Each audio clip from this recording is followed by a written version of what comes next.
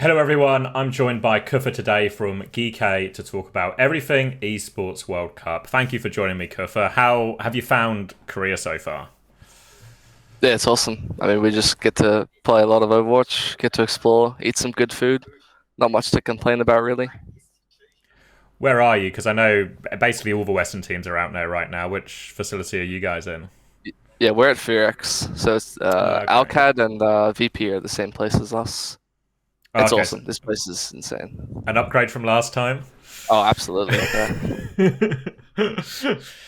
um, and how's the experience been in terms of how are scrims going? Feeling confident? Because you've been there quite a while now as well.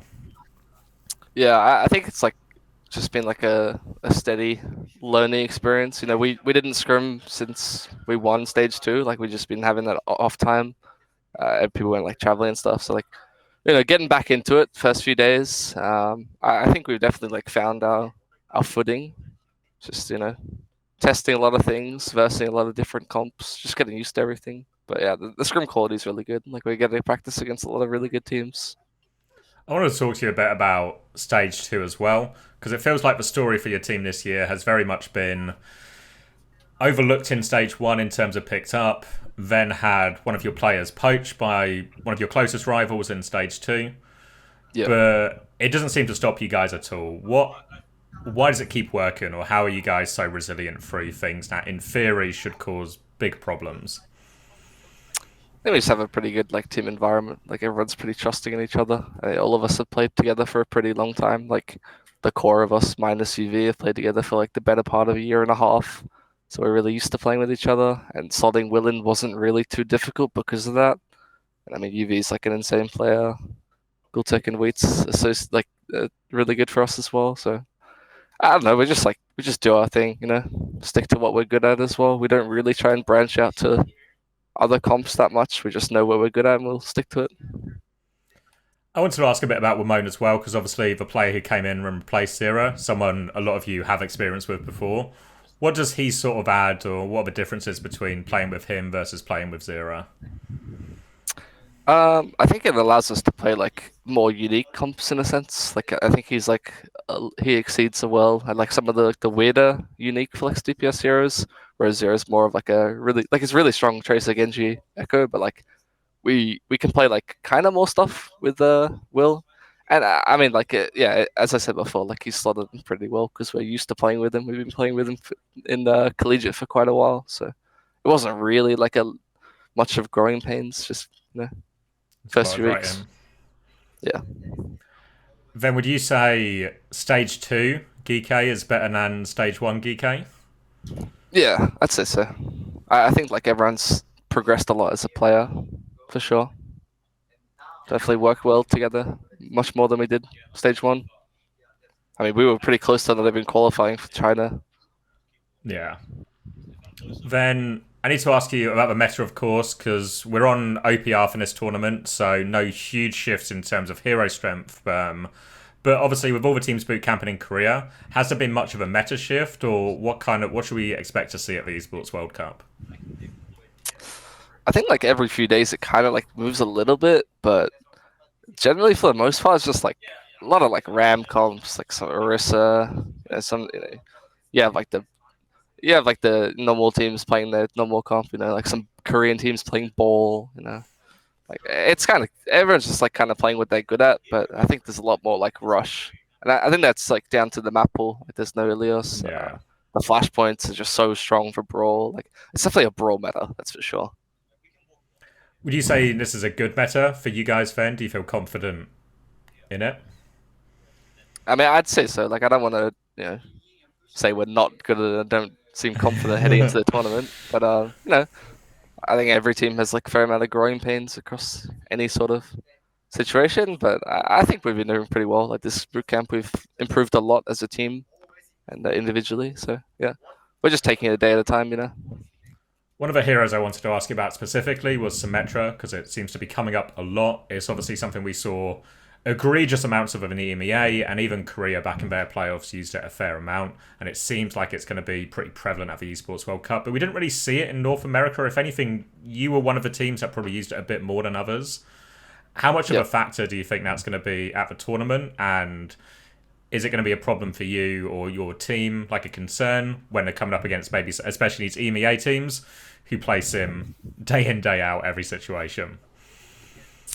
I think it'll be pretty interesting. Like, there was like some sort of like scrim pact between Twisted Minds and Alcad where they refused, or well, Twisted refused to scrim us, so we wouldn't get sim practice.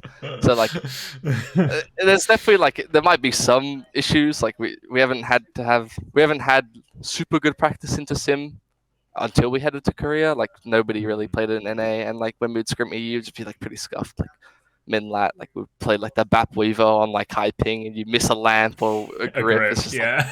yeah. I think like I think we should be pretty like I don't want to like jinx anything, but I think we have a lot of answers for the sim comp, and we also play it a fair amount as well. Yeah, I guess that's one of the nice things is, at least with the EMEA teams in particular, you know what you're getting at least. Yeah. Then if we look at the group itself, we'll start with, I guess, the easier ones.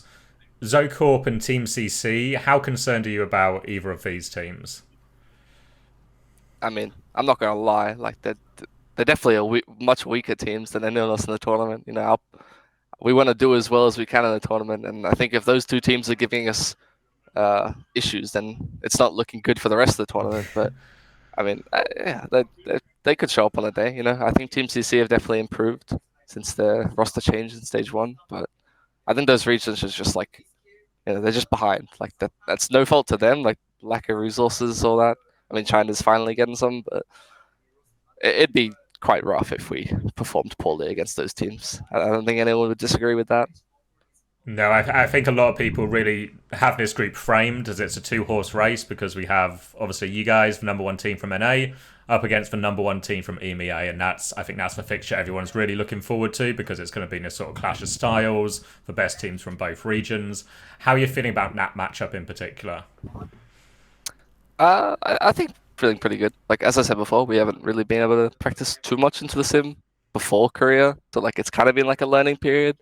But I mean, I think we're like pretty confident. Like we're not going to go into a match thinking we're going to lose, so we'll just try and do our best. And I think they're a really good team, but uh, maybe they'll have some flexibility issues if they can only play that comp. We'll see. Like it's too hard to tell until we play really.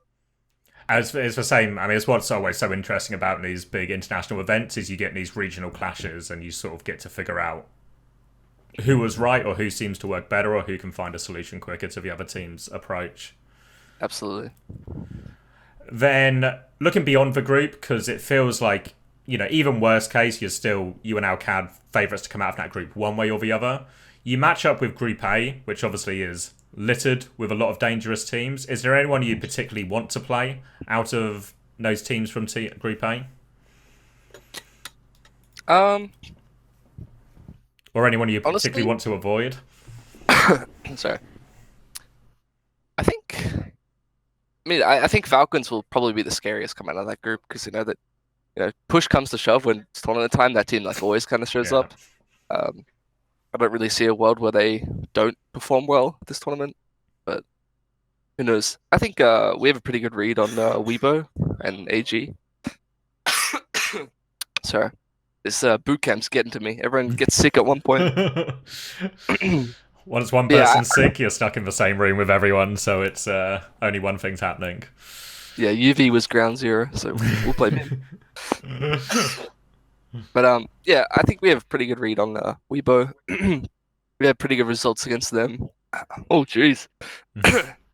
And AG, I think they're a really good team as well, but that's another team we've practiced a lot against, and we kind of want our revenge after Super Cup. So I think it'd be nice to get just those teams. But Falcons obviously will be scary. VP, I see they have a chance of making it through. I think they're a really good team as well. They're one of the teams we've like kind of been off and on against in scrims, like the most out of the teams we scrimmed. Like, some days they'll just like destroy us. Other days it's like pretty even, and we'll beat them. So I think they could also make a run, and that's probably like one of the least expected teams out of that group to make it. But those guys are really good. So yeah. Yeah, I guess by the time you meet them, whichever teams you end up meeting, they must be playing pretty well because they got out of a group. So either way, For you're going to sure. run into someone kind of tough. Um, since you've not been able to scrim everyone because I know lots of teams won't want to scrim the teams in their group or some kind of behind the scenes Scrim. deal to to keep the sim away from you. But who's the strongest team you felt played or that you've played against since being in Korea? I mean, I think it'd be wrong to say isn't Crazy Raccoon. Like I think they're always going to be like, you know, the front runner heading into any tournament. I'm trying to think of other teams. I mean, we've kind of scrimmed like the same teams constantly. So yeah, I think Crazy Raccoon have probably been the scariest to verse. Um, maybe, yeah, probably that. Like I don't really know. Yeah. I'm trying not to like leak stuff at the same time. And then I wanted to ask as well because obviously I think the result that really put you on the map, even after winning an A, was of course that Crazy Raccoon victory in stage one. Looking at it now, because on one hand, obviously it shows you're capable of beating this team that has had so much success since OWCS started. But on the other hand, there's also the idea that you sort of raised the bar in that sense. In that last time around, you were able to beat them. So does that become the standard you're trying to aim for this time? Does it raise the pressure or the expectations in that sense? Yeah, I'd say so. I mean, looking back at that win, I think they clearly didn't respect us heading into that match, and they underestimated us, which is pretty reasonable. I mean, the West has, you know, historically performed quite poorly against Korea, especially like the best Korean team. So I don't really blame them for doing that. I mean, the next day they kind of packed that shit in. Uh, like they're definitely like such an insane team. Like I think that was still like a fluke in a regard. Um, but yeah, like we want to, do as well as we can. We want to keep trying to, take it to the next step, and I think that probably was like a good sign for like Western teams to, not fucking just give up instantly when they're versing these teams in these high stake matches. And I think the Western teams have definitely like they're more eager to do it again, whether it's us or another team. I think it'll happen again somewhat soon. Yeah, I think the sentiment, even like in EMEA and maybe across a lot of the other teams after you beat Crazy Raccoon, was it almost was I guess like a bit of a renewed sense of belief of like there is a way actually, or it is possible. Yeah, for sure. So then, what does success look like for you in this tournament? Because obviously winning it would be the ideal, but how far would you have to get, or would beating a top Korean team count as success, or just getting top 8, top 4? How far would you and the team have to go to feel satisfied with the tournament? I mean, up until like yesterday, the day before, I wasn't aware of who would be versing if we get past our group. Um, I think regardless of if we beat Alcat or not, we're versing a really tough opponent from Group A. Obviously, we want to win that game, and that'll secure us top 4 instantly, which is like, I don't know, single elimination has like its benefits in that regard. Like if you win that one game, you're instantly top It's 4. really good, But yeah. if you lose that game, you're just out. So like it kind of sucks in that regard, but I mean that's like the trade-off. So yeah, I think beating one of those teams from Group A would already be like a really big achievement, and it's just like nicer to not come 5th to 8th because we want to do as best as we can. And that'll place us in top 4, and that'll be like a really good win for us. I think that'll give us the confidence to keep going in the tournament as well. I think we'd probably verse like T1 or Crazy Raccoon after that or something like that. So, obviously you got to stay focused one game at a time, but we'll try and make a deep run. And I think if we get that first win, that's like It's the open. balls Yeah, in our anything can park. happen. Yeah, Well, yeah, I guess if you look at if Hangzhou Major was single elim, you would have just sent Crazy Raccoon home.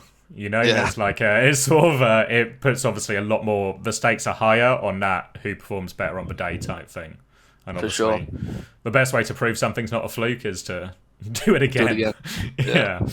That's the plan. But, And then before I let you go, do you have a message for any of the fans?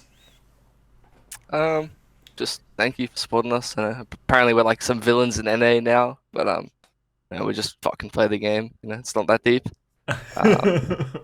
Shout out Geekay for getting us this boot camp.